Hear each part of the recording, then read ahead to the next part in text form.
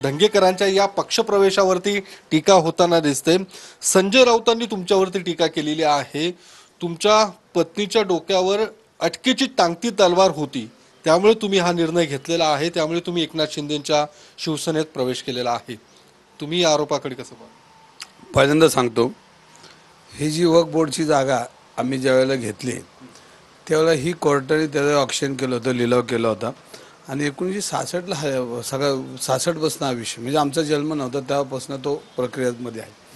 आणि त्यानंतर आम्ही 4-5 जण मालक आहोत आणि काही त्याच्यामध्ये आमची 0% चूक नसताना सुद्धा राजकीय बळी आम्ही ठरलो त्याच्यामध्ये आणि त्याच्यामध्ये वरिष्ठ लेवलवरनं तर आम्हाला त्रास द्यायला सुरुवात केली, पण आम्ही त्याच्यामध्ये कधी डगमगलो नाही आणि कधी त्याला घाबरलो नाही आणि घाबरायची बी गरज नाही, कारण ती प्रॉपर्टी घेताना आम्ही कर्ज आणि लोन काढून घेतलेली प्रॉपर्टी आणि त्या प्रॉपर्टीमध्ये जर चूक असेल तर आमचं रेरा रजिस्ट्रेशन आहे, नॅशनल बँकेचं लोन आहे आणि त्याच्यामधले कागदपत्र तुमच्यापर्यंत बऱ्याच वेळा आम्ही पोचवलेले।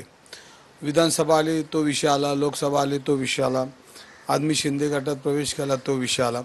म्हणजे हा विषय फक्त माझ्या गोलभोवती राजकीय प्रेरित होऊन किंवा राजकीय लोकांनी त्याला पाठपुरावा मसाला भरून ती माझ्यापर्यंत पोहोचवण्याचं काम किंवा मला डिस्टर्ब किंवा काय जे काय राजकारण असेल ते करण्याचं काम ही सगळी मंडळी त्या ठिकाणी करतात। पण ह्याच्यामध्ये कुठेही आम्हाला असं वाटत नाही की आम्ही चुकीचं काम केलं आहे। आणि सगळ्यामध्ये 2 गोष्टी याच्यामध्ये आहेत की वक्फ बोर्डची जागा मी घेतली तर मला दुःख व्हायला पाहिजे, मुस्लिम समाजाला दुःख होतं, भारतीय जनता पार्टीच्या नेत्यांना, आणि त्यांनी ते सगळं वक्फ बोर्डच्या ज्या प्रक्रियेमधनं आम्हाला स्टॉपर दिले। आम्ही हायकोर्टात गेलो, स्टॉप भाजपच्या लोकांनी, हां भाजपच्या लोक तिथं मी हायकोर्टात गेलो, हायकोर्टातनं आम्हाला तिथं स्थगिती बिगिती दिली आणि आमचं एकदम लिगली। मग जो तुम्ही जो म्हणता त्रास देण्याचा प्रयत्न झाला तो भाजपच्या लोकांकडून तुम्हाला त्रास देण्याचा माहिती की आता तुमच्याकडे कोण फोन येतात, तुम्हाला माझ्यापेक्षा जास्त माहिती आहे आणि त्याच्या वरिष्ठांकडनं किंवा भाजपकडनं जो काही त्रास झाला तो तुम्हाला आता नाही ना, मला मी त्या त्रासाला 0% घाबरत नाही, तुमच्या माहिती करता सांगतो। तो विषय 7-8 महिन्यापासून चालू आहे आणि त्याच त्रासामुळे तुम्ही आता पक्ष बदल नाही नाही अजिबात नाही, पक्ष त्याच्यामुळे बदल नाही केला की जेणेकरून कार्यकर्ते आणि बाकीचे सगळे परिवार यांनी माझ्याबरोबर जेव्हा चर्चा केली त्यावेळेला कार्यकर्त्यांच्या मतामधनं आणि मतदारांमुळं मी या पक्षाचा निर्णय घेतला।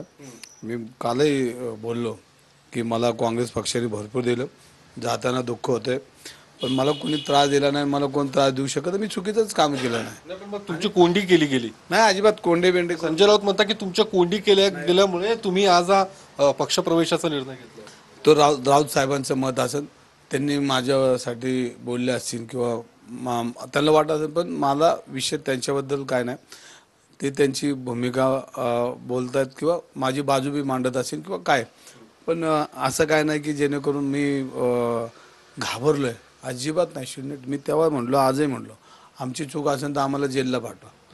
मी कारण चुकीचं कामच केलं नाही आणि करणार बी नाही, आणि जेव्हा वाटण करणार त्या दिवशी मी असं छाती ठोंब बोललोच नसतो।